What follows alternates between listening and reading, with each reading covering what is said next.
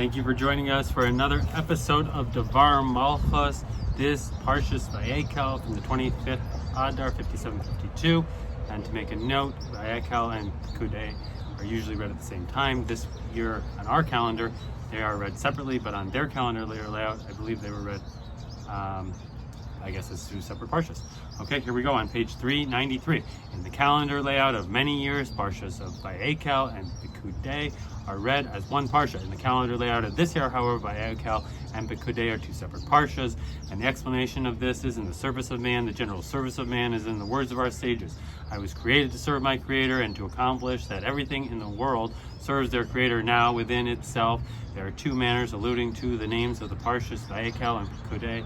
Vayakhel, and he gathered that one reveals in every aspect of the world the all-embracing service to their Creator, transcending the individual of their creations, thereby bring unity into all aspects of the world, and most certainly in the Jewish people through the phenomena of love and unity of the Jewish people. This manner is with emphasis on the revelation from above to below of the purpose of Hashem, that the creations do His will rather than the importance of the specific creation in serving Hashem. The Pekudei, detailed counting after the all-embracing service that unites all the details.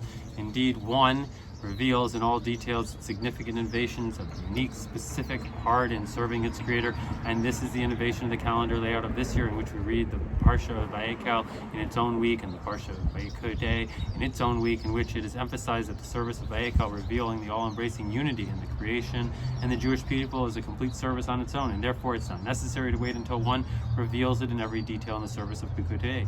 And we may connect this with the concept of unity with the passage of Sheklim that we read today, that there is known for the question regarding what the verse says, a shekel, a coin, 20 gehara, as a half shekel donation for Hashem. Seemingly the verse should have said that one should give 10 gera.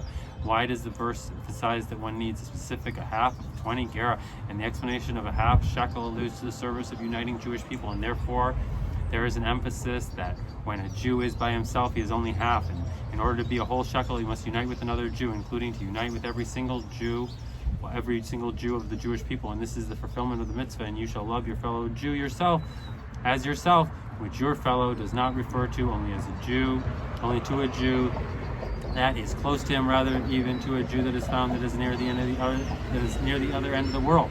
And the reason for this is, and the Alter Rebbe writes in Tiny, that each and every one of the Jewish people is literally part of Hashem from up high. And behold, the essence, when you grab part of it, you grab the whole thing. Hence, all the Jewish people are one entity. And even in the case that one has to correct something undesirable in a friend, indeed the most effective way to accomplish this is through influencing him in a pleasant and peaceful manner. Now, as a preference to accomplish unity, Vayakhel, in the world and among the Jewish people, one should start with unity, Vayakhel, between him and his Creator. And this is the one of the explanation what the verse says. A shekel is 20 gera, a half shekel donation for Hashem, that each and every one of the Jewish people is united with Hashem at the height of unity, so that to the extent that they are literally one, and therefore each and every Jew is only half of Hashem, so to say. The other half, therefore, Hashem, and he is vested himself in the 10 Sefriot, is like 10 gera, and each and every Jew who are made up of 10 soul powers is 10 gera, and specifically through uniting them as one, they became 20 gera, a holy shekel. And this explanation of this is, the first thing a Jew does immediately when he wakes up from sleep is that he says Modeh Ani, which represents his complete unity with Hashem. This is general service, is a preference which transcends the detailed service of the entire day, similar to the all-embracing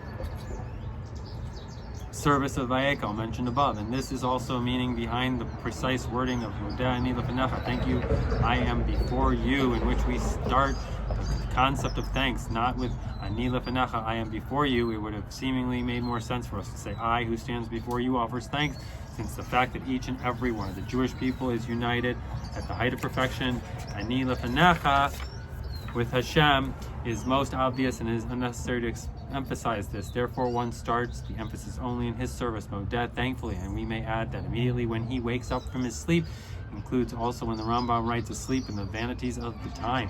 May not it befall us that one must awake from his sleep in the beginning of the service, is to know that he is literally one with the essence of Hashem, since he is literally part of Hashem from high above. And above is a special emphasis when he sees the recent years of how the Vayakhel is being accomplished in a literal sense in the ingatherings of the exiles, the Jewish people from the whole world, who are ascending to the Holy Land, and the ascent is incomparable to the ascent of previous generations. And note that Rebbes, our leaders, were not for the Holy Land, even for a visit. Also, a trip of my father-in-law, the Rebbe, Rabbi Yosef Yitzhak, to the Holy Land was not to visit the Holy Land, rather to compensate for the fact that he was not able to visit the graves of the forefathers of Rostov and Lubavitch. So instead, he went to the holy place in the Holy Land, and especially that we are in the year Hey Tafshin Nun Beis 5752, in which the acronym is Hey to Hey. It will be Shanas, the year Nifalos of wonders, Kol Mikol Kol, in literally everything.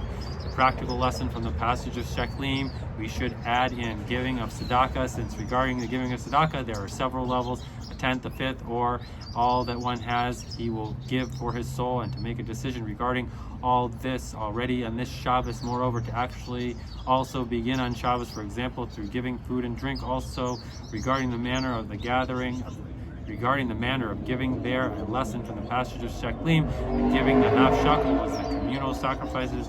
There is no explanation of the Alter Rebbe on the verse. A person, when he will offer from you an offering for Hashem, then in order for a person to come close to Hashem, he must give from you an offering for Hashem, that he gives the entire existence to Hashem. And from this it is understood the practical lesson that the giving of tzedakah and loans must be in a manner that one puts his whole self into it, namely his whole 10 soul powers, that it's addition to the actual action of giving, he thinks and speaks about it, this, etc. And through this we hasten the redemption, so it comes literally, immediately, and Hashem will do the tzedakah, that he will gather all the Jewish people, the vast congregation will return here.